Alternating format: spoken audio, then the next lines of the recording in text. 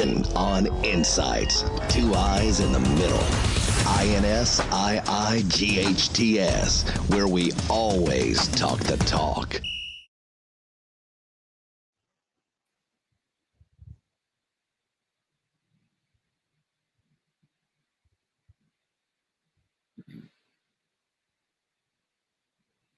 Coach Clayton, Cisco Kid, that would be Rick.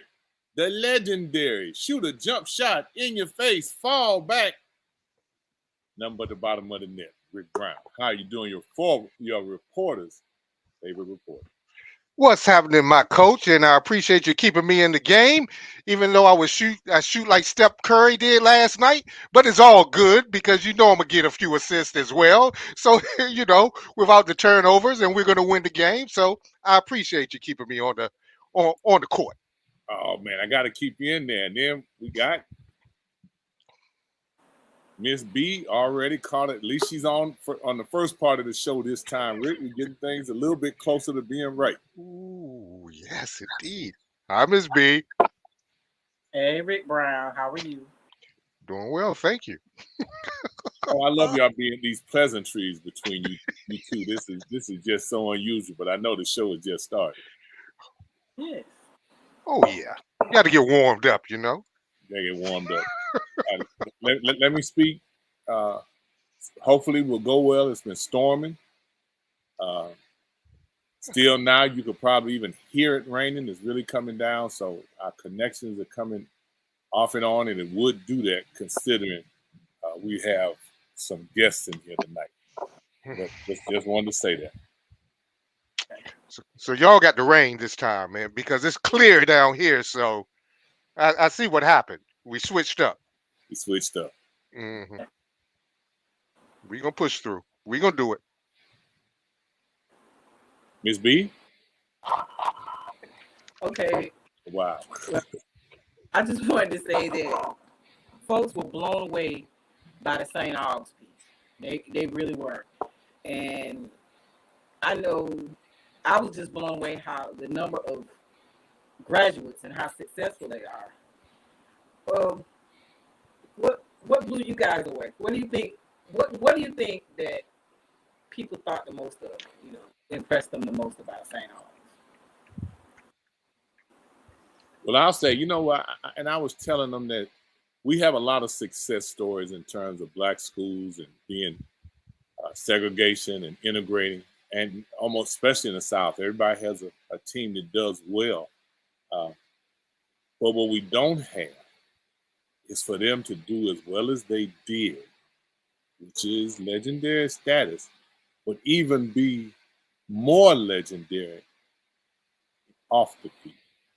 I mean, there are accomplishments that these gentlemen did. And then the fact when we heard about their success in being all boys, all black, Catholic school, we've gotten a lot of positive comments on them about them. So, and we're just excited to hear that. Great. Agreed. For me, it was how they're still close and how it's almost like the school itself is a community. And I remember growing up, we always said it takes a village to raise a child, but it seems like their school is a village in itself. And what they're produced, as you've already mentioned, is incredible. And I give much props to the continuing of the tradition of the St. Aug. Wait, St. Aug. That is so smooth. It's so smooth. Yeah, I love it. Well, one of the things that I remember in the legend segment to move along, we actually have a St. Aug graduate, Avery Johnson. Class of 1980.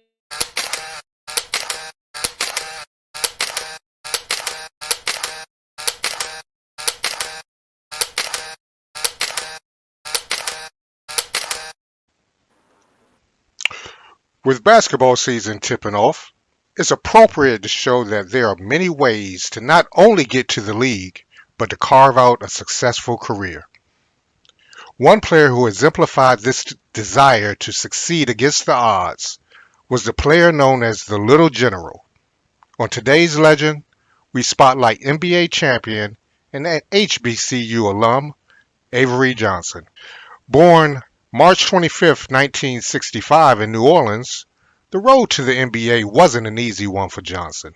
Despite his high school going 35-0 and winning a state title, there weren't many people knocking down the door of the then 5'3" guard to run their college program. Johnson had to start out at New Mexico Junior College for a year before going to Cameron University for another season. Having grown 8 inches, Johnson then reunited with his high school coach, who was now an assistant at Southern University, is when Johnson started to flourish. His first year, Johnson led the SWAC in assists and was named SWAC Player of the Year. In his senior season, Johnson led the NCAA in assists and became the first Division I player to average double digits in points and assists. Despite being named SWAC Player of the Year for the second straight year in 1988, Johnson's name was not called by an NBA team on draft night. He wasn't ready to give up on his dream, so he played a season in the USBL. The next season, however, he was able to latch on with the Seattle Supersonics, beginning a 16-year career that saw him play with Denver, Houston, Dallas, and Golden State. However, Johnson is most remembered for his time with the San Antonio Spurs, where he, along with the Admiral, David Robinson, helped lead the Spurs to their first NBA championship. In fact, it was Johnson's last-minute jump shot that clinched the title for the Spurs against the New York Knicks. Following the 2003-04 season, Johnson retired and became an assistant coach with the Dallas Mavericks. The following season, he was elevated to head coach. 2 years later, Johnson was named Coach of the Year, and in 2006, Johnson led the Mavericks to their first NBA Finals appearance, where they would lose to the Miami Heat. Johnson would also coach the New Jersey Brooklyn Nets, and also in college, coaching the Alabama Crimson Tide from 2015 to 2019. His successes on and off the court, he had his number 6 jersey retired by the San Antonio Spurs, and was named to the San Antonio Sports Hall of Fame. You see, legends come in all shapes and sizes, but one thing all legends have is an unwaverable determination. They believe in themselves even when no one else does. They continue even when others tell them to quit. Johnson wasn't the biggest or the quickest. He may not have had the loudest or deepest voice, but when he spoke, people listened and followed. His determination made him a legend. Unwaverable. Unwavering. And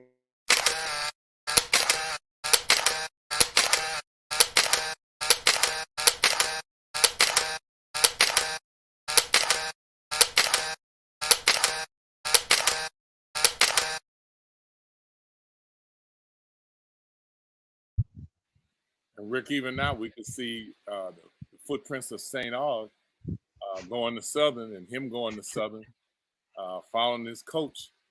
And actually, the rest is history. Wow. We're going to pause for a minute from our sponsors. INSiiGHTS now has its own Roku channel. INSiiGHTS itself is a dream maker, providing a platform for content creators. Go with INSiiGHTS Roku channel into 91 million homes. We are strengthening our programs that will continue to educate, entertain, and enlighten our viewers. We will still feature youth sports, MicknRick, INSiiGHTS Magazine, Remember the Legends, and much more. Stay tuned for our creative content. We will continue to appreciate your support. Miss B.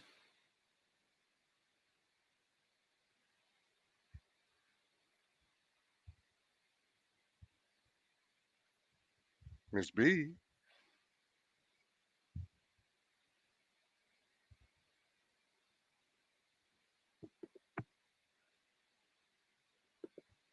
Well, what we have, again, is a miscommunications, but we have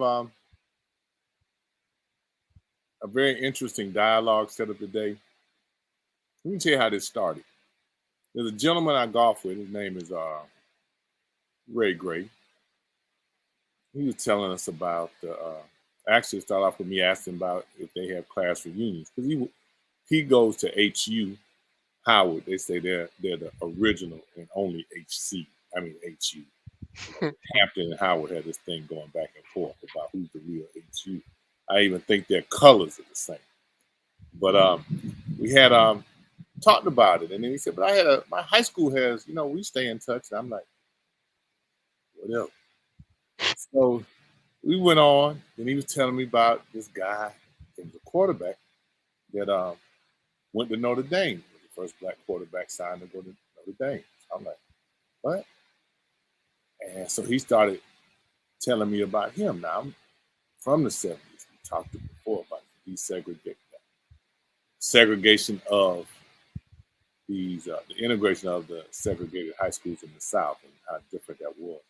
But at every hole, Ray had a different story to tell me that was true, and that you could see in his face the passion that he had about his teammates and the school that helped develop him to the man that he is today. A lot of times that credit goes to the colleges, but it's not often you hear it go to the high schools. And as we've talked with more and more people from St Aug, it's a common thread. And so what I'm going to do, since we have so many guests, I'm going to introduce, as I've already started with Ray Gray, and then I'm going to let him introduce one of his teammates that's on. And then whichever teammate he introduce the next one. Now, these guys know each other way more and way better than I do. And they're going to tell you some stuff probably that Wikipedia won't be able to tell you. But I had wanted to introduce this young man. And as we introduce him, we'll add him to the stream. But, Ray Gray was quarterback. He said a lot he learned was from the legendary Roy Henry. He was a little special. They had 9,500 at homecoming one year against Norfolk State. They beat them 49-28. Ray had 3 touchdowns. He ran them in here, little guy, so he had to haul ass. He couldn't afford to let him catch him. When you're quick, you run out of fear more than you do out of anything else. And even back in high school, I understand they were playing a high school named Sulphur. And they said Sulphur High was one of the better teams that they played. And in the fourth quarter, coach looked over to Ray, told him, said, "Ray, we down 0-13. He said, I need you to score 2 touchdowns." And Ray looked at him and said, "How much time we got?" Coach told him 6 minutes and handled business. So without further ado, Ray Gray. Thank you so much for that introduction, man. It's an honor to be on the show, and thank you for highlighting St. Augustine High School. So I'm going to go ahead and introduce the captain of that state championship team, and we went on to beat South for that game. It was a nail biter. That's probably the closest game we had all season, because I think, if I'm not mistaken, our defense had about 7 or 8 shutouts that year. And so in a 15-0 team, and we averaged like 35 points a game. So when we stepped up to the line, it wasn't a matter if we were going to win or lose. It's just a matter of how much. And because the toughest game we had was in practice every week. And so we practiced hard, and games went just like practice. So that's a tribute to our coaching. It's a great coaching staff that we had. So without further ado, I'm going to introduce you to the captain of that 75 undefeated 15-0, first in the history of the state of Louisiana, mind you. And that was like after about 8 years after we had to go to court to play in the LSHAA, Louisiana High School Athletic Association League. So without further ado, I'm going to introduce the captain, Oyd Craddock. Oyd, you on? I'm bringing him on right as we speak. There he is. Yes, sir. I'm here. Great to be here. Welcome. Welcome to the show. Yeah, it was a great honor to be an elected captain. There's nothing like having your teammates decide they want you to be the leader and represent them.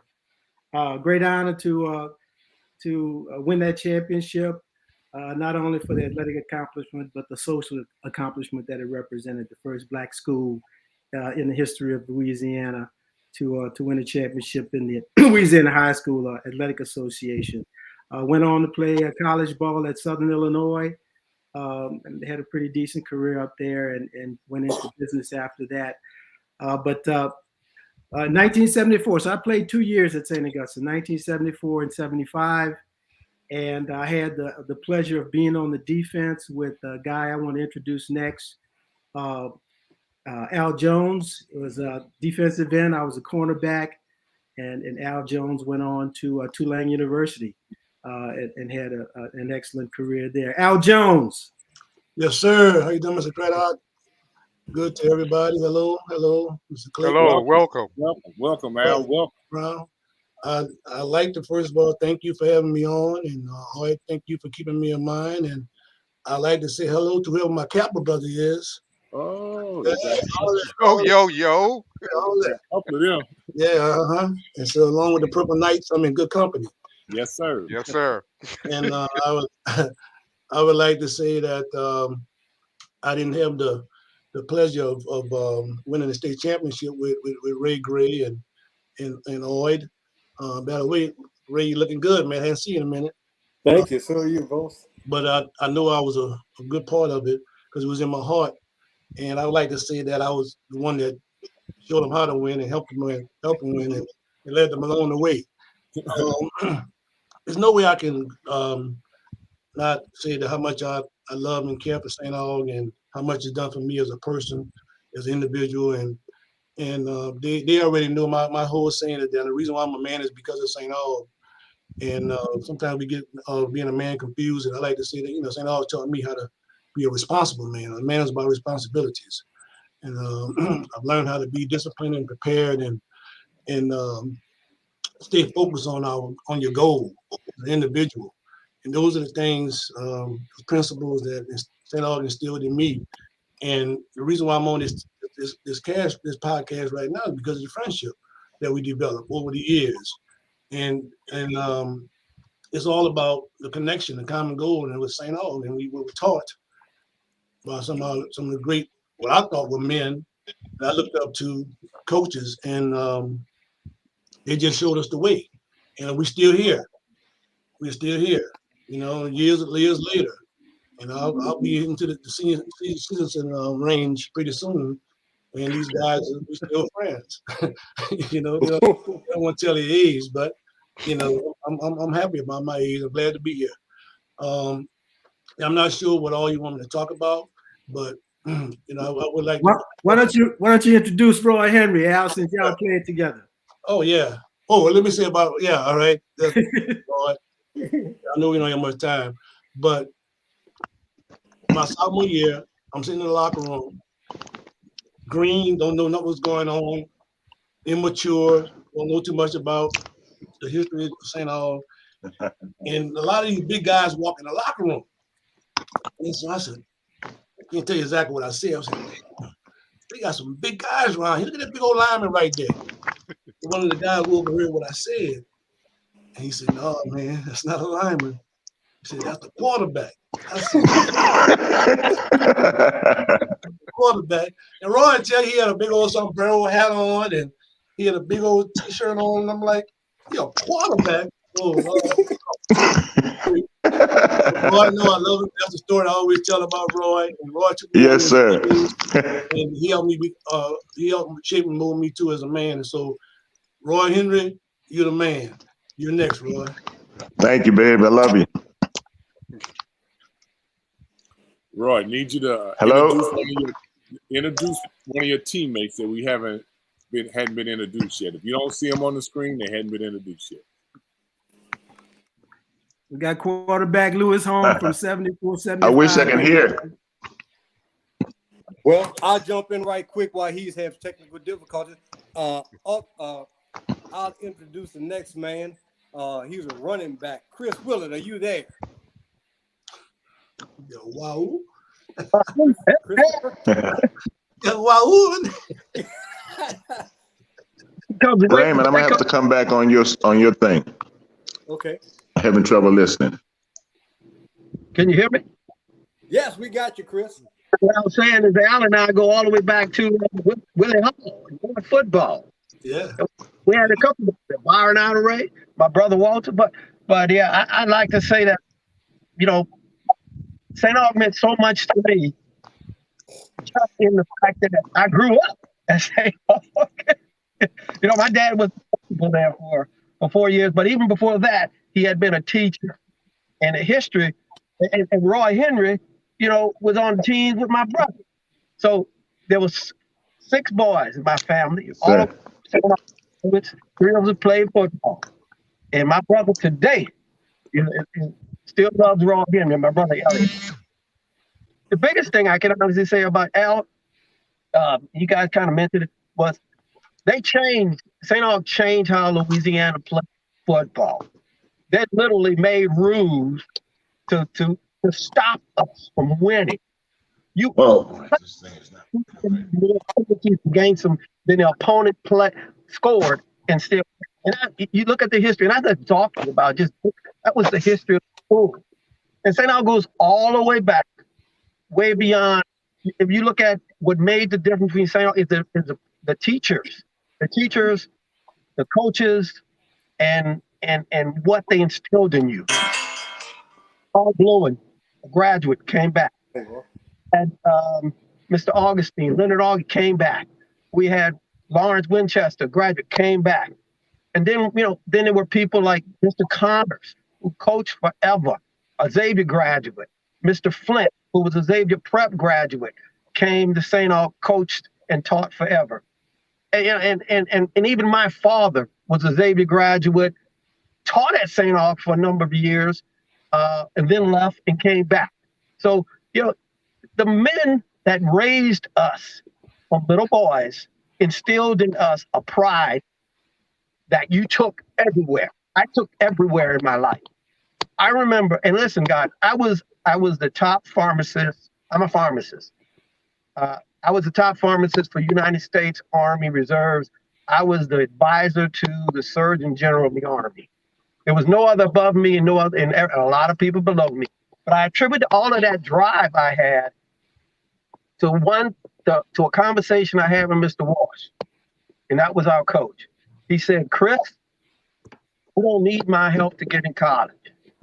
I got X number of scholarships. I'm gonna give it to kids who need help to get in college, or the kids that schools are calling me about.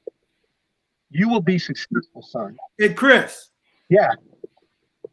We got to get Arthur Hunter and Lou Holmes on the call, right, Ray Gray? Yes, sir. Chris, so Mick, you're getting the example of me still being the captain. All right. So Chris, we got to get Hunter and Lou Holmes on the call. Why don't you introduce both of them since you know them? All right. Listen, Arthur, once a policeman, now a judge, retired, doing great things in the city of New Orleans. Every time you look up, he's everywhere. Lou Holmes, awesome quarterback, stingy quarterback. Lou Holmes and I would run down the field. I'm waiting for Lou. Hey, Lou, throw me the ball. Hey, Lou. Lou would run it in himself. And forget. I said, okay, score that one for me. Awesome. All yours. So Lewis Holmes won't be able to join us tonight, but Arthur Hunter is there. Judge Hunter, talk to us. Hey, look, I was just so glad hearing all you old guys, because all you guys were ahead of me. So hey, I enjoy hearing the stories and the old stories, especially the one with Al said about how he met with Roy Henry. But you know, I can understand what Al and agree with Al said, because when I first got there in 10th grade, Al was a senior at that time, and those guys looked like giants to me. You know, and so that's basically what the tradition of St. Aug is. you know, the guys who came before us, the guys who came before them, the guys who came before them, and the guys who came after us. And that's what makes St. Aug so great, because that tradition lives on, and that tradition also lives on once we leave St. Aug. And whatever endeavor, whatever we do in life, whatever occupation, whatever profession, you know, we get into, because, you know, just as an example, in the city of New Orleans, St. Aug had a mayor. St. Aug had a chief of police. St. Aug had a couple of chiefs of the fire department. St. Aug had a district attorney. St. Aug had the U.S. attorney. St. Aug had at least 13 judges sitting at the same time. And I don't know if any high school in the country can lay claim to that fame. So not to mention, you know, the other elected officials we had, state representatives, state senators, city council people, but also the business community, and New Orleans in the business community and the corporate world beyond. And always is a good example of that as well. So, you know, that tradition, that what they taught us, those teachers, those priests, the coaches, along with a lot of discipline and love, really brought us forward and made us better men and better community leaders. And I would just jump in there. Speaking of the first time how we met each other, Al Jones, I had never played quarterback before in my life until I went to St. Aug. And so coach said, get into practice. And I told you how rough practice was. Practice was better than the game in most cases. So I get in, I get under the center, I drop back to throw a pass. And who meets at the quarterback but Al Jones and Smith? And they just and I got hit so hard, coach just looked down at my feet, looked down because I was at his feet, and he said, okay, practice over. And so that was the end of practice, and that's how I met Al. And but in Roy Henry, I just can't say enough about Roy Henry. But not even being able to play quarterback, but for the first time, Roy came back from Notre Dame, and he actually tutored me over the summer how to do things with a ball. Just people was amazed with. I could spin a ball on my finger, I could throw it and have it bounce back to me, catch it behind my back. And I went to Howard and started doing some of those things, and people were just amazed. But I'll never forget, Roy told me, he said, if you want to play quarterback, you need to at least have a good idea of where this ball is going to hit. When it hit the ground, which direction it's going to go. And so from that, I learned not only how to handle the ball, but also to know what each player's primary responsibility was. And that goes back to just studying and listening to Roy. So that's how our community grows. We just reach back and help each other, no matter how long you've been in the program or how far you or when you graduate. Well, tell me, I don't care who answers, but tell me what it's like for you guys when you see how the team is doing now, and when you hear that you have a graduating class that 100% of them graduate and go to college, get admitted to college. I expected it. That's not a surprise. I'm a former assistant principal at St. Aug and also a former head coach at St. Aug, so I know what they were capable of doing. And I mean, you can see, listen to these guys here. I mean, I don't think we're too surprised. I mean, I think we just where we're supposed to be at. And it's a hats off to the administration and the board and the teachers that's in the building now. But the tradition is carrying on. You know, Arthur didn't mention a lot of other things, but we had, you know, a bunch of merit scholar ones over the years. You know, we've always had the top of everything. We always had the top of everything. We've always been at the top. And one of the things that goes along with it, it didn't matter if you played sports or what, you were expected to do well in school. And that was part of the expectations is that, and we celebrated speech and debate wins, just like we celebrated our football wins throughout the school. And everybody was involved with what the next person was doing within the school. So we weren't living in silos at our school. I think it goes back to really the creation of the school and what it represented as such a unique school, all Black boys Catholic school created in 1951.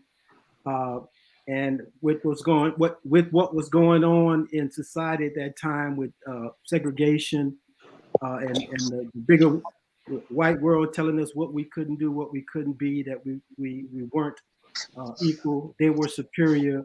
Our school, we had added responsibility. Not only were we representing ourselves in our school, we were representing the entire Black community. And so that sense of responsibility and having to excel has been with us from the very beginning. And so when Al said the expectation to excel is there, there's a sense of responsibility to excel.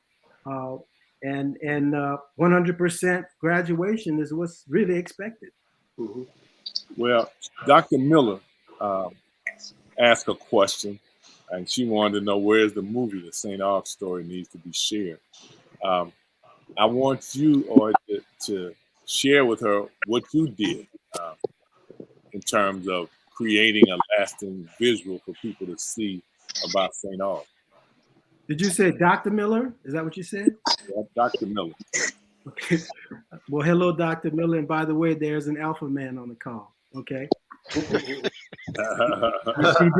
she did comment about all the noops on the call. I was inspired in 2012 when our coach, head coach Otis Washington, was inducted into the Louisiana High School Athletic Association Hall of Fame, which was something long overdue.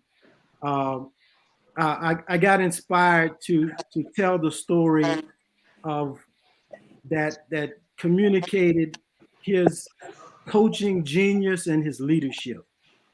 And then in addition to that, to tell the story of what we went through with him as his players in the early 70s, and how we responded to the adversity that we faced as the Black school that integrated the White Athletic League, and how we not only responded to compete at a high level, but we excelled. And it was intended to really send a message to the current generation that if we could excel in the face of adversity, you can too, right? So that was my motivation behind creating the documentary Before the West Coast, a sports civil rights story, which tells, again, that story of Coach Walsh's genius and leadership, and how St. Augustine football team not only was a great competitive football from a program standpoint, but it really helped transform race relations in New Orleans and the state of Louisiana. It's really only sold as a collector's edition package. It was streaming for a while on Prime Video, but you can buy the collector's edition, which is in Blu-ray and DVD form, and it also comes with a 50-page photo book. So it's a memento that really captures the history, and it can be found at shop.beforethewestcoast.com. That's all one word, shop.beforethewestcoast.com. But I will say this, I'm going to talk to Mick, and we'll talk about potentially putting it up on the site and streaming it for a while, to introduce it to people, and maybe they'll want to have it as a collector's item and go buy the package. But that's the name of the film, Before the West Coast, a sports civil rights story. And those were my motivations for wanting to tell that story, to have it live on for the current generations to know and inspire them. And I gotta say it again, because Coach Walsh was ahead of his time. He was running the West Coast offense before the West Coast became popular in the pros at late 1980s and beyond. And it's just another example of making sure that the excellence of Black coaches get recognized. Over the many years, the innovations that Black coaches have come up with have always been discounted in some way by the broader community. And we can't let them tell our stories. and we can't let others reshape the truth about what our leaders have done and can do. So That's what the story was about. Yeah, and let me add this to the story as well. You know, St. Augustine filed a lawsuit against the Louisiana High School Association to integrate high school athletics in Louisiana. This was in 1967. In 1970, some 3 years later, we were competing for the state championship in football. 3 years later. So it's just a testament to you know, the leaders we had at the school, to Coach Otis Washington, and to the talent that we had as well. So we know, you know, once we integrate into the white world, you know, we do well. You know, Jackie Robinson, you know, is one example. But, you know, for us to file that lawsuit, which means we talk the talk, we also walk the walk some 3 years later, competing for the state championship. And I would like to also say to that, you know, within that scope of what we're talking about, we had to display an excellent amount of discipline to achieve what we achieved. Because many times, coach would say, "Don't worry about the whistle. You just play till the whistle blow, and if a flag drop, let me fight the ref, and you just keep on pushing the ball down the field." And so we developed discipline that we not only had on the field, but a discipline of excellence that carried over into after we graduated from St. Aug into our business world. And you can, just by the people that was mentioned earlier, all the different arenas that we have people excelling at, that was the discipline that we had to excel during that time period. Because not only did we have to be good, we had to be doubly good. I remember a couple of times that I ran a play, we faked the ball, and the referee blew it dead, and we threw for a touchdown, but it was called back because of a phantom flag or phantom whistle.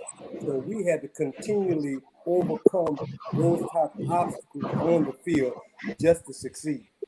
That's what I wanted to add. I'm glad you said that, Ray, because I don't want people to think we won because we had talent. And it's not talent that wins the game. It's the discipline that we talked about. It's the determination. It's the effort. It's the fortitude. It was what was built inside of us to bring it out. Because it wasn't just about the talent. It was the combination of everything. Brother, Al, let me cut you off now. Let me ask you a question along that line. Tell me some of the things, as a former coach, you already know some, but for our listeners, tell us some of the things you had to face on the field that you had to overcome that just didn't make sense that you had to overcome.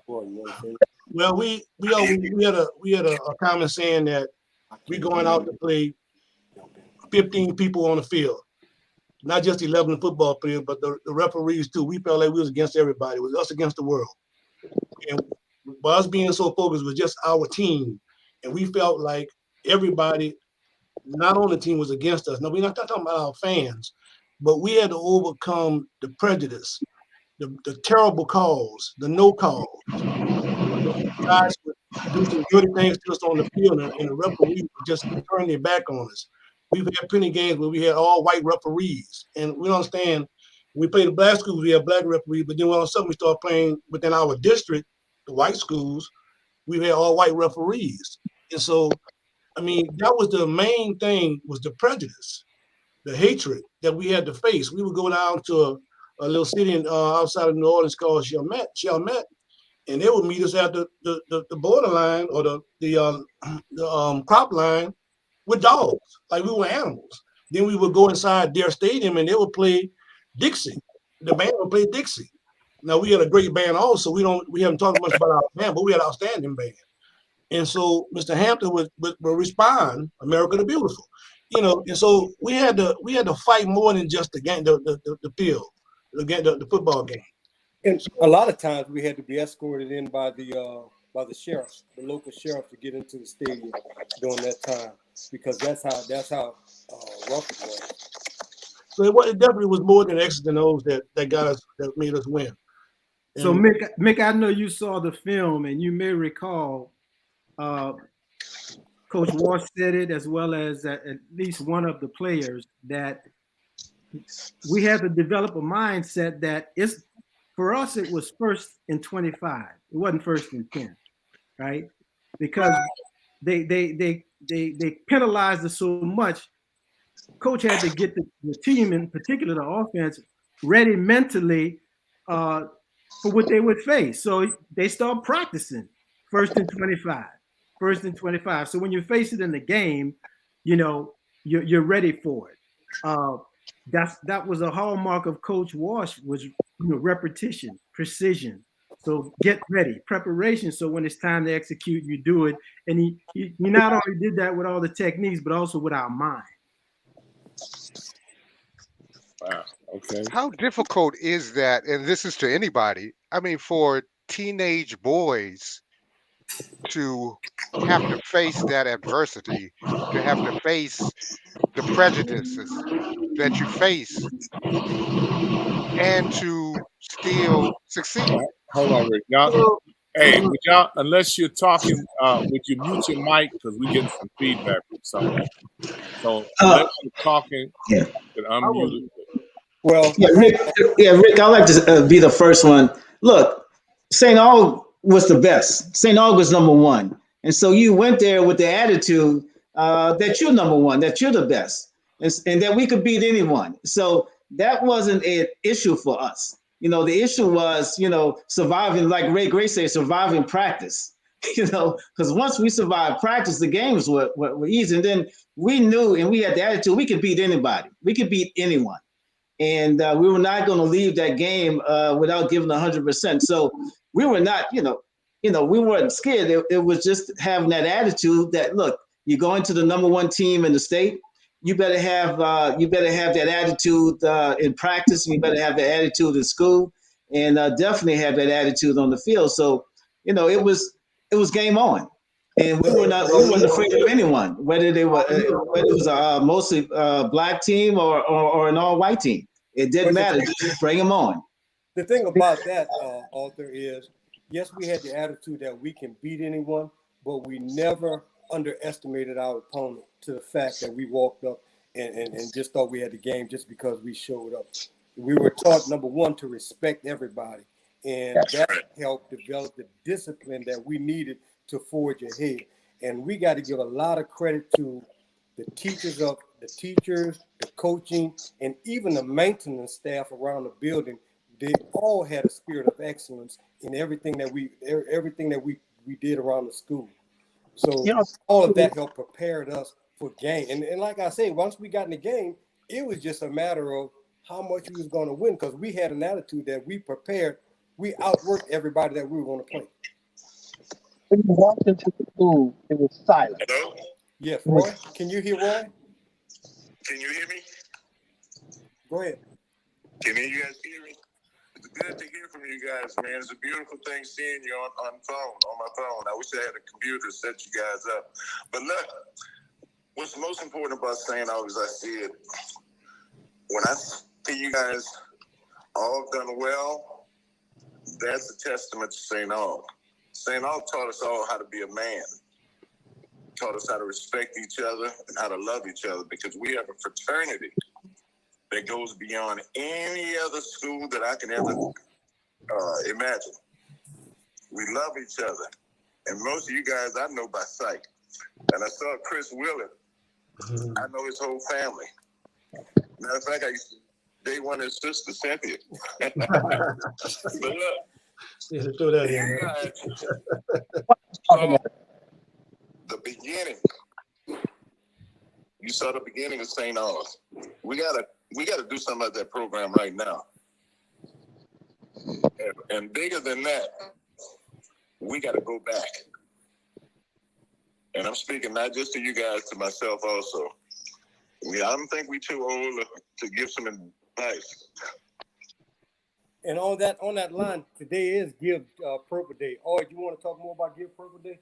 Well, actually, today is the we see in communities and schools and all kind of organizations have a day of giving, and St. Aug's been doing that for the last 5-6 years.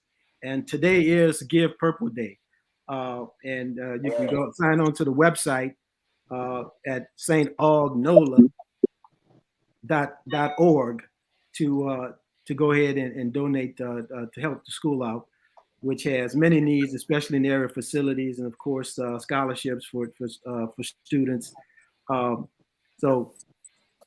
SATAUGNOLA, St Aug NOLA.org, ORG to help give. All right, how many alumni do we have? Alumni chapters do we have? And what are they? Alumni chapters, I think probably about 7 around the country. I'm a part of the Atlanta chapter. We're a group that's been working together 26 years, and today marked our first year of donating $100,000 for our annual gift. We had done 70 and 60 and 50 and 30 over the years, but they marked 100,000. So Give Purple Day. I want to quickly give a comment about your question about how could we as teenagers, how do we respond to this as teenagers? Well, what you got to understand is at that time, New Orleans was a very, very segregated city. So we were living the racism day to day, right? In the community. I mean, we received adversity all the time, whether we were going in clothing stores and being watched. Certain neighborhoods, you couldn't go in because if a group of white boys passing in the car, it's on. So we were facing it in society, and so we were representing the community, facing it on the football field. That is just that simple. I just want to add, I don't know if the president of St. Augustine High School. I just want to give him that compliment, that shout out. And it's just a road travel. And I just wanted to let you all know that. Thanks, Al. Once a teammate, always a teammate. Defense. Yeah. That's awesome. Hey, okay, guys. So I hear the reverence that you all have for St. Aug, which I think is amazing. 2-part question. Where does that come from? And how do we, the second part, how do we get this not just for St. Aug, but in today's society for other schools? You have to instill pride, personal pride in someone. And that comes from the home. But if it's not at the home, when a kid walks in those doors, he has to understand he's not there to be disciplined. He's there to learn. And discipline is a part of it. But that's not but the outcome, he sees the outcome with the success of all the of all the graduates. And St. Aug is not a rich school. And Al can tell you how it's always on the brink of bankruptcy, on the brink of not making it the next time around. But it's the pride of the faculty, the teachers, the parents that we have to instill in young men, and people have to take interest in their own. You got to own it, man. If you mess up, and that's one of the things they taught us St. Aug. If you mess up, you got to own it. You got to accept it. It's up to you to come up with a plan for you to fix it. Now, their teachers are there to help you, and they'll walk you through it. If you don't know how to do it, they're going to walk you through it. But the only thing that they ask of you is to ask. Ask of you, don't suffer in silence. Ask. And if you do, they'll see it. These guys, these are professional teachers, professional, administrators, and they come there with a heart, a giving heart. I'm gonna answer your question real simple. Yeah. Send them to St. Aug.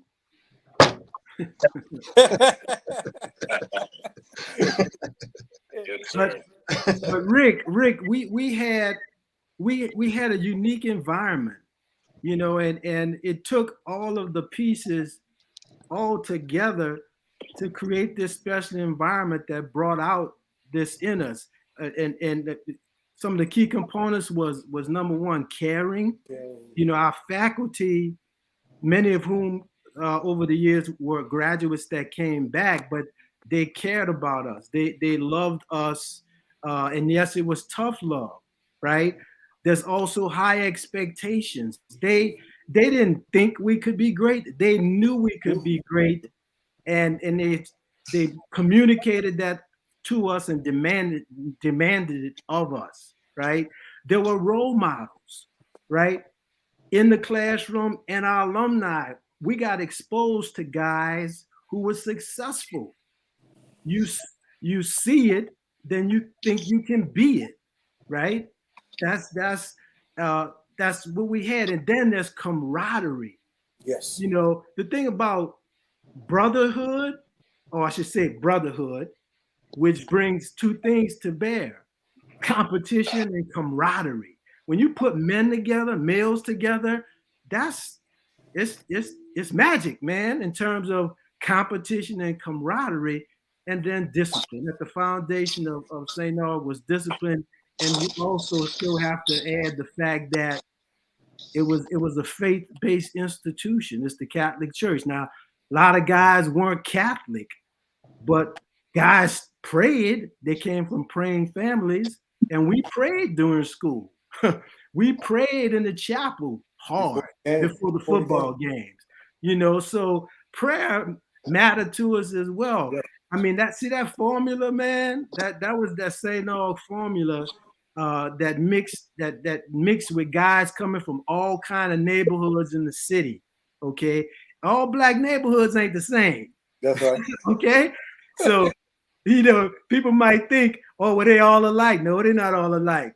We had guys from all kind of neighborhoods, man, and we all came together as brothers in that environment, and out came excellence.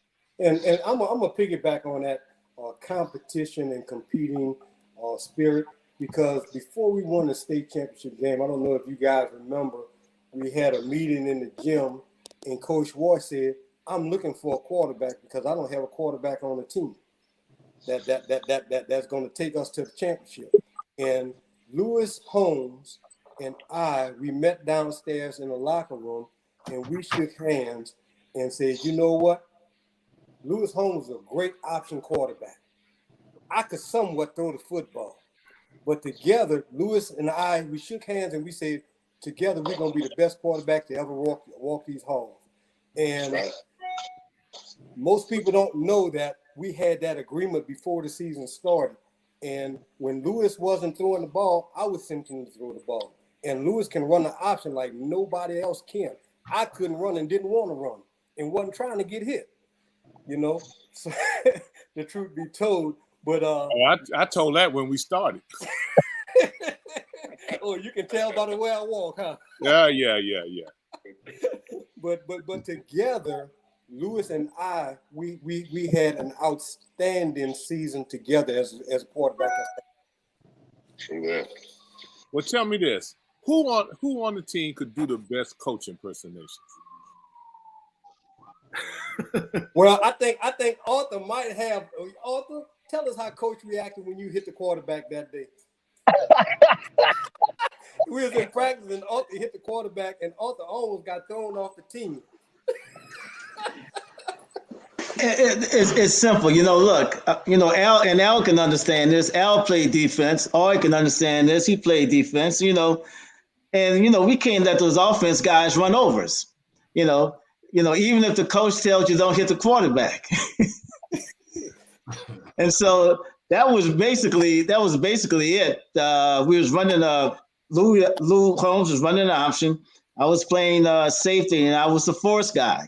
And so I made contact with Lou, and I was going to let him go. You didn't make contact. You almost knocked him out.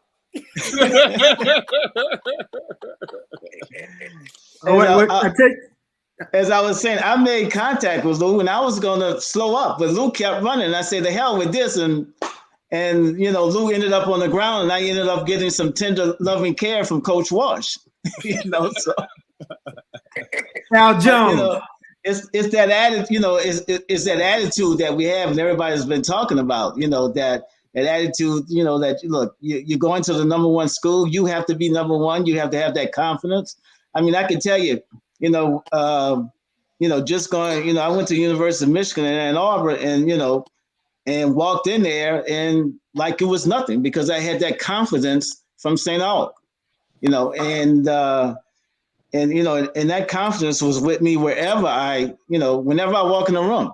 You know, I walk in the room, you know, believing that not that I'm the smartest guy in there, but you know, I have some confidence about what I'm going to say and what I'm going to do. And you know, and a lot of that came from St Aug, you know, and what they taught us. And so it's nothing. There was nothing like it. There is nothing like it. I hope we could put it in a bottle and spread it to schools, you know, especially in the African American community, and Latino communities, as much as we can, you know. But it you know, and even something earlier, what you guys were talking about the fraternities. Look, you know, St. Augustine is a fraternity, you know, and so, you know, even though I never pledged, you know, I am in a fraternity. Yeah, you did. You played the whole time you was on that football team. You played. You're right, Roy. But you know, so that love, that discipline, and look, you know, no one has said it, you know, but I'm going to say it. You know, at St. Augustine for a very long time, we had discipline by a wooden board, and you know, it was stopped, you know, several years ago. But, you know, that wooden board was, you know, a lot of guys would give you antidotes and say it straightened them up. And, but, you know, for me, you know, look, you know, I had the belt at the house, so getting the board was no big deal, you know, but that board was a deterrent more than anything else. And you know, whenever we got it, you know, for the most part, we got it out of love. And I want to add one more thing about that discipline story. We won a game. I think it was we beat one of the John Mack. I think it was John Mack. We shut him out, but somebody talked in the huddle, and however the word got back to coach that somebody talked in the huddle.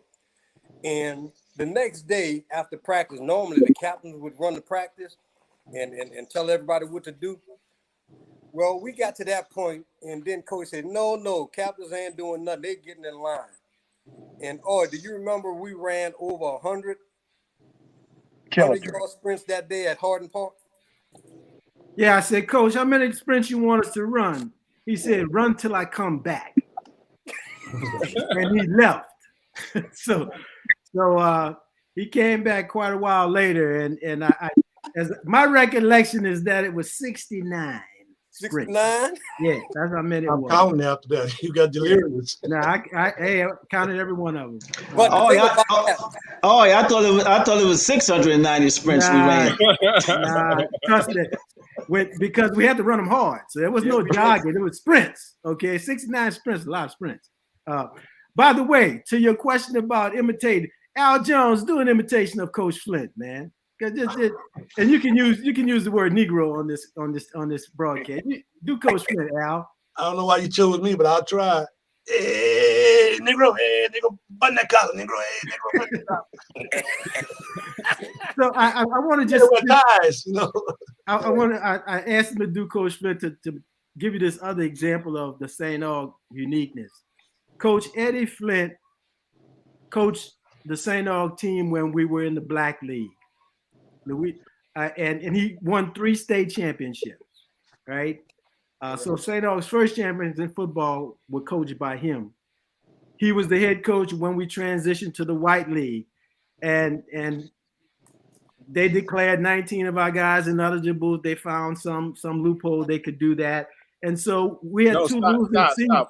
Stop. Would you tell them? I know what they found, but could you tell them about the offense? Why they suspended those 19 guys? Well, first of all, they didn't want us in the league. Right. Our school principal worked 5 years to get us in the league before he ended up filing a discrimination lawsuit in federal court. So 5 years. He tried to get us in there through asking, right? And once we got in, well, then they were going to do everything they could to put us in our place and demonstrate to us that we didn't belong. So what they did was they found they found something, and what they found was that we had a current events course being taught, and unlike what you heard in the film where it said we're using newspapers, they were actually using Time Magazine subscription as the text. That was the textbook, Time Magazine, for current events course, right? So we're just looking at not that Time Magazine is keeping up with current events, but yeah. Well, but yeah, but it was talking about things in the world, right? Right. And so bottom line is the rule says you have to be using a state-approved textbook or you get no credit for the course. And so all the guys who took the current events course, that course was declared a non-course, and so they didn't have enough credits to be eligible. And they declared them ineligible, not only just for football season, they declared them ineligible for a calendar year. So those guys not only couldn't play football, but if the guys ran track or basketball, they couldn't play anything for a year. That was the penalty. And so when you lose 19 players, you're not going to probably perform as well. But they ended up replacing Coach Flint and put Coach Washington in as head coach. And Flint didn't coach immediately the first year when Washington took over, but they got together, and then Flint joined him on the staff. Flint ran the defense, Wash ran the offense, and it's a testament that a man could be a champion, lead a program, and the guy that used to coach under him, he went and worked under Coach Washington because he loved football and he loved the school, and he knew how important it was for us to excel and represent the community. So those men worked together some 13 or so years after the change in coach. And I think that's another special story. So those of us on defense love Coach Flint to death. Did Coach did he check on y'all in class, or somebody come and tell him when y'all were doing something you wasn't supposed to be doing? How close did he monitor y'all in class? I see some laughs already. They taught y'all in class. They were teachers also. I mean, And you have to realize those teachers, the coaches didn't have to do that because the teachers were just as tough as the coaches in practice. And so the coaches didn't have to do anything. I remember, let me give you an example. I was in the English class and we were listening to Beowulf on the record player. And of course, Beowulf was boring to me. So I put my head down and was, checking my eyes. But one of the coaches passed by, came in the classroom and banged on my desk, and told me politely to wake up. And so that's the kind of, while you were there at St Aug, you had to be on your P's and Q's. If not, they're going to remind you of why you're there and what we expect from you. So that love, again, that discipline was there. But a lot of times our teachers, English teachers, science teachers, math teachers, man, they were just as rough as the coaches. And they expected the same thing, they expected the same thing from us as well. Ray, didn't you have a run-in with one of yours who told you weren't going to be playing quarterback? Yeah, I almost didn't make the championship team. Wasn't doing so well in one of my math class. My math teacher said, son, I don't care if you're a quarterback or not. If you don't pass this class, you probably won't be throwing the football. And I wasn't doing good grades at the time. And one of the guys came to me afterward and he said, okay, I'm going to meet you at your house after practice. And he lived across town. He lived in Carrollton area. And I lived in the Lower Ninth Ward area. And he came, and by the time he left, it was nighttime, but he tutored me. And I made 2 A's in a row. And then the teacher said, well, son, you must be cheating. So I'm going to sit down right behind you on the next test. So he sat down right behind me on the next test. And through his tutoring, I continued to do well. And that was Ellis. His name was Ellis.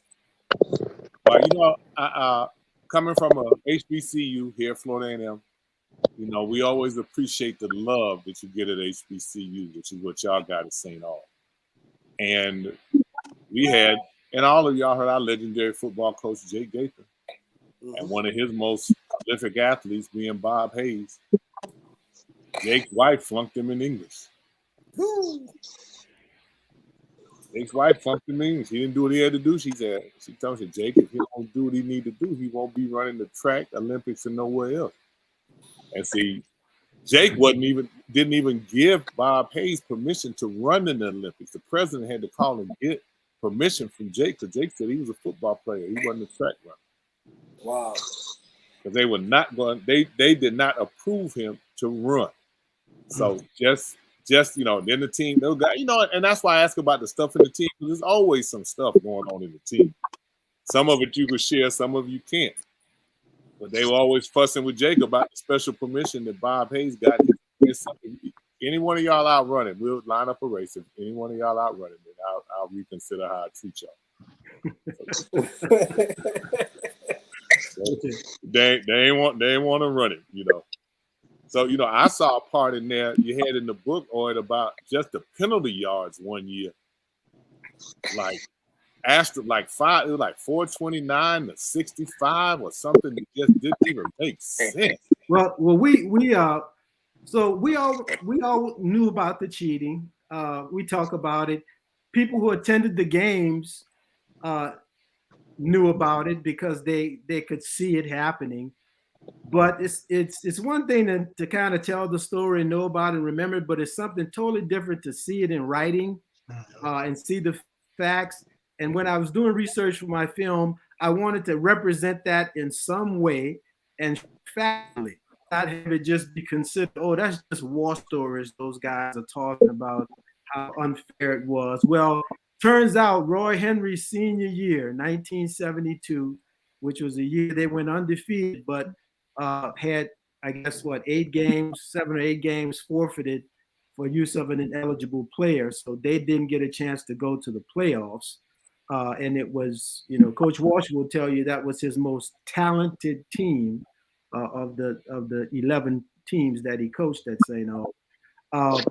But so as I'm doing my research, going to the newspapers and the archives and the library and all of that, 1972 was the only season where I found the stats for all 7 district games, all 7 of them. And sure enough, as I had anticipated, when we tallied up the penalty yards, it was 424 yards against us and 59 yards against the opponents in over 7 games. So basically 5 yards for them, 60 yards for us every game. But the other side of it is that team outgained their opponents 200 yards a game and outscored them 17 points a game, even with all the penalty yards. That's how dominant that team was in 1972 when Roy Henry was quarterback and Al Jones was a sophomore defensive end. Well, I have a question. I have one more. Thank you for that. Chris, your dad was the principal there. So you saw things. Was he the principal when you were there? For my dad was principal for my freshman and sophomore year. And yeah, I saw a lot of the background. I saw, St. Aug as a little kid, when he was there as the principal before, the years before I got there. I remember dressing up and going to the homecoming and, and the pride of of being a Black person, and kids asking me, is your dad any different at home than he is teaching? I mean, as principal. And I thought about it. Dad is dad to me. He was never any different.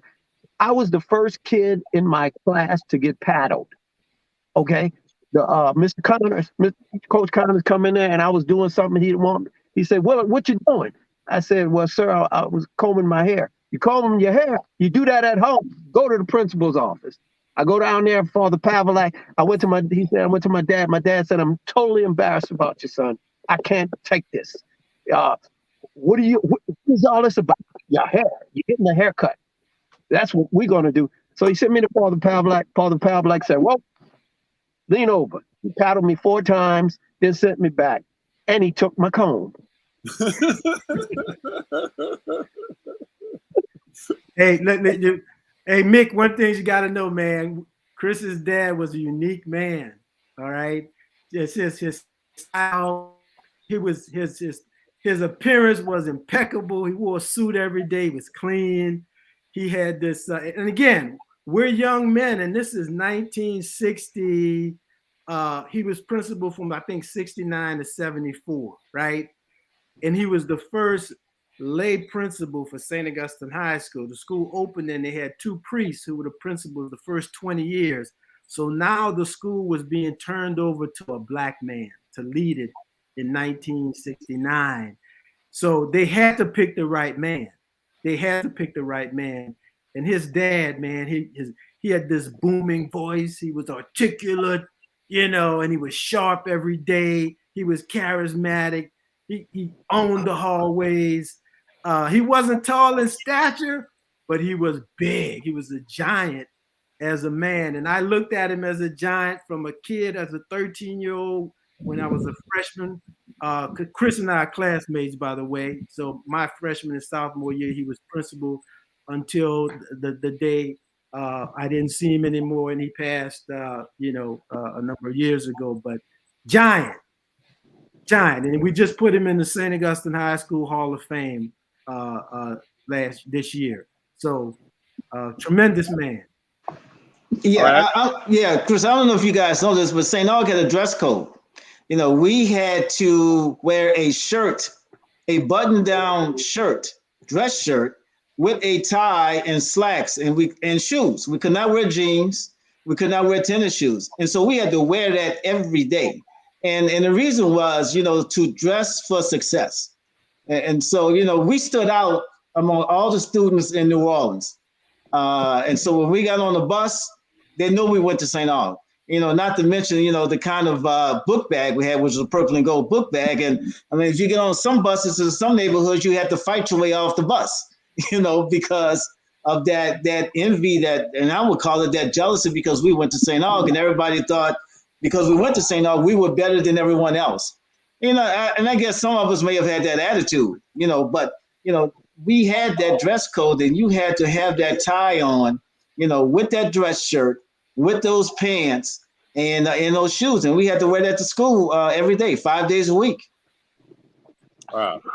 Now, I need y'all to tell me something else. I said I was going to ask the last question, but there's some things about New Orleans I just absolutely love. And I need y'all to tell me I can't miss, don't leave unless I go there, a place to eat.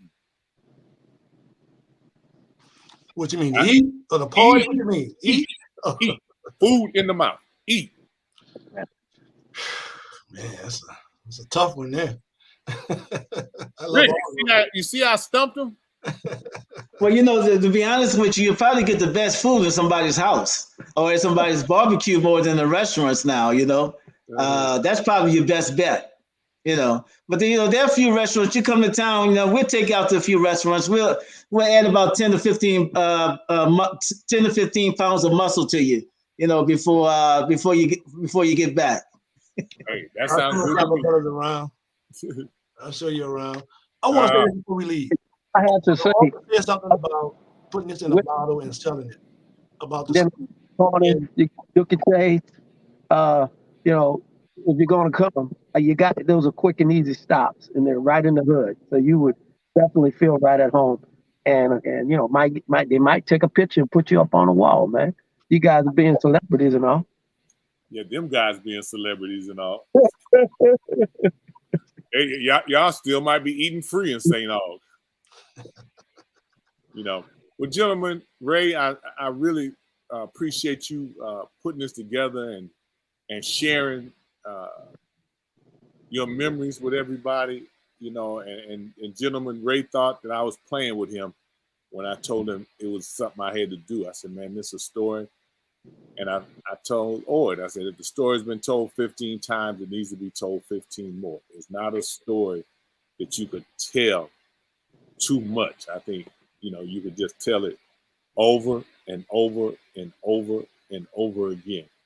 And that's one of the reasons we have Insights. One of the things we're doing with Insights, we now have our own Roku channel, just got it in the last couple of weeks, if you have Roku, you can put Insights on there. You can see our programming and things that we have up there. But one of the things we want to do is nobody can tell our story better than us. And as you see, we don't rush you. We let you talk. If we talk an hour, it's not a 60-second interview. Tell the whole story. And that's what we want to share with our people. And we want to be able to mark history down so that people can see it, that it's recorded somewhere. Much like Oyd and what he did. I mean, St Aug, him doing what he did for y'all's football program, and capturing it and telling the story.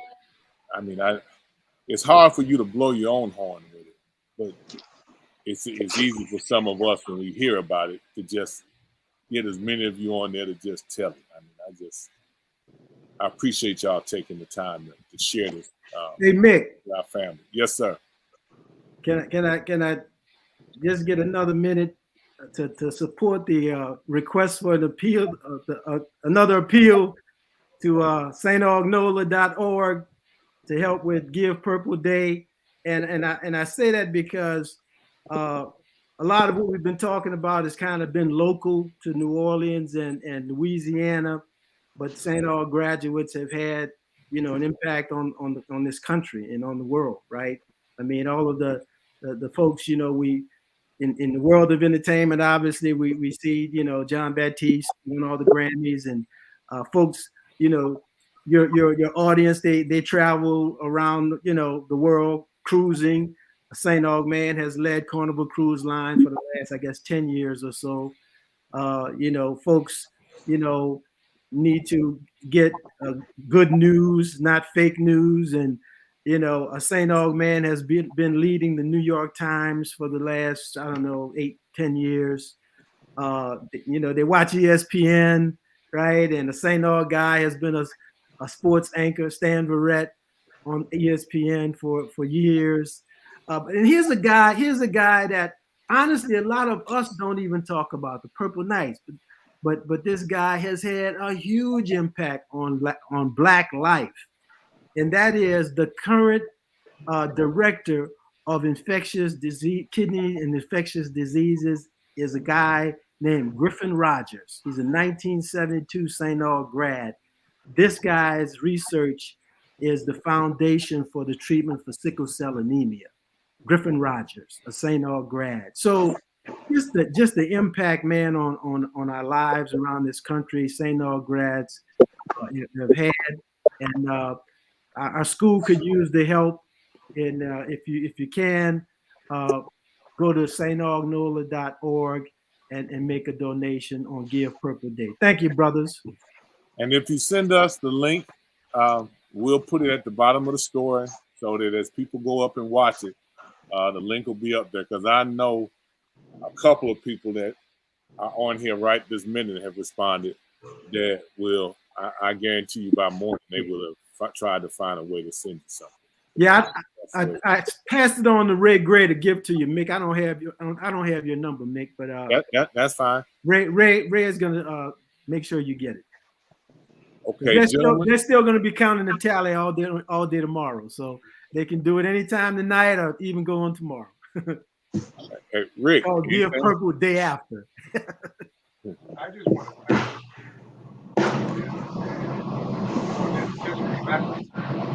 I just want to thank our guests for this history lesson. I am honored to have you guys on this show, and I hope this isn't the last time we hear from you guys, because as Coach said, this is a story I think that needs to be told, and not just for us, but for society today. So thank you, and must continue success to all of you brothers. Even the alpha man. Even the alpha man. Hey, somebody got to be number one, fellas. I mean, well, you shouldn't have played alpha then. And trust me, St. Aug, it's St. Aug, man. They prepared me to be number one. So hey, that's the way I went. I got you. We talked a little bit about our show, our program, Insights. Insights Roku, and we create new content, and we have a show that we just taped the first part of this weekend. called Freshman Generations by a group of freshmen. And we actually just had the outtakes of it here. And then we're going to close it out. How do we get here and it ain't no doom? I don't know. If you think you pissed, I got to go talk to somebody right now. Well, listen, I talked to a guy. His name is Mr. G. What he told me was to give him this money and he was going to hook my daughter up. Now, he said he got a place. Now, if you want in on it, I can put you in on it. But, listen, she can't go back home. She got money. Okay, you ready? I'm ready. Okay. Y'all could be talking, going in. Is this the place? Is this right? I know good. Y'all stay here too? Oh, yeah. Y'all know how to get in? I think so. He gave me a code. Wait a minute, Mr. G? Mr. G, yeah. Where's he at? Because I'm supposed to be meeting him here. He kind of shady. I'm gonna try now. But he gave y'all the code? Yes. It's not working. It's not working. Mr. G gave us the code. Mr. G, he's giving everybody code. Man. Come on. Who gave y'all the code? Mr. G. Glitch? Yeah. Y'all know y'all can't listen to Glitch. Glitch be out that thing tweaking it. Glitch not. Man, y'all can't listen to Glitch. Roll! Who are y'all? Where you going? Glitch told me what y'all doing. We was here last year. Who did you? I don't remember you from last year. I don't remember you either. So it was people in here. I can't have no person saving around y'all vultures. Not vultures now. I don't know about that.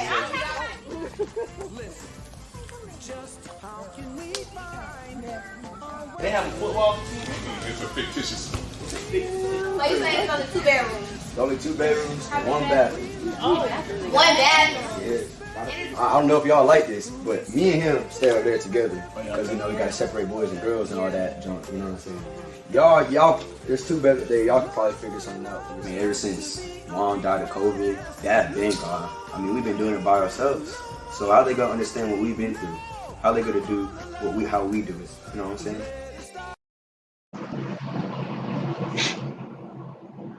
So it's just a little, most of them are high school seniors and college freshmen. Some of them interested in doing that. And it was fun to shoot, as you could probably tell, and because we let them say what they had to say in that situation. And one thing about us, our people, they don't come much more creative than what they are.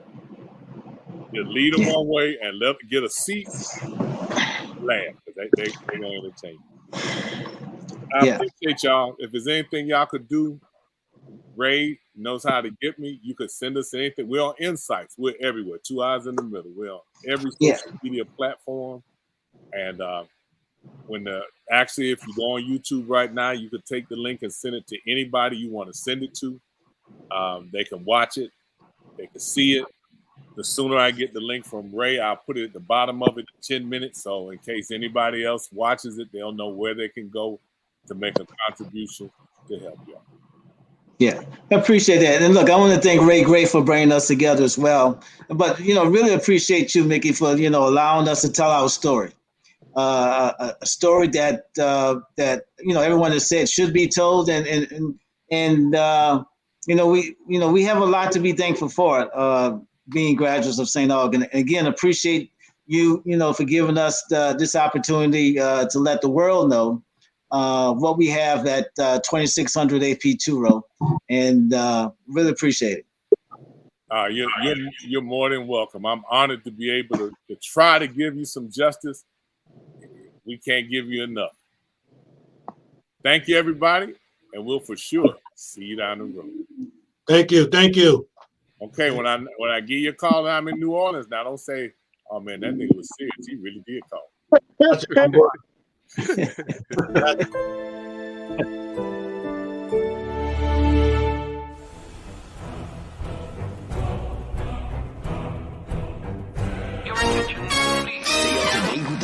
From Insights. Visit our website at insights.com. 2 eyes in the middle, INSiiGHTS.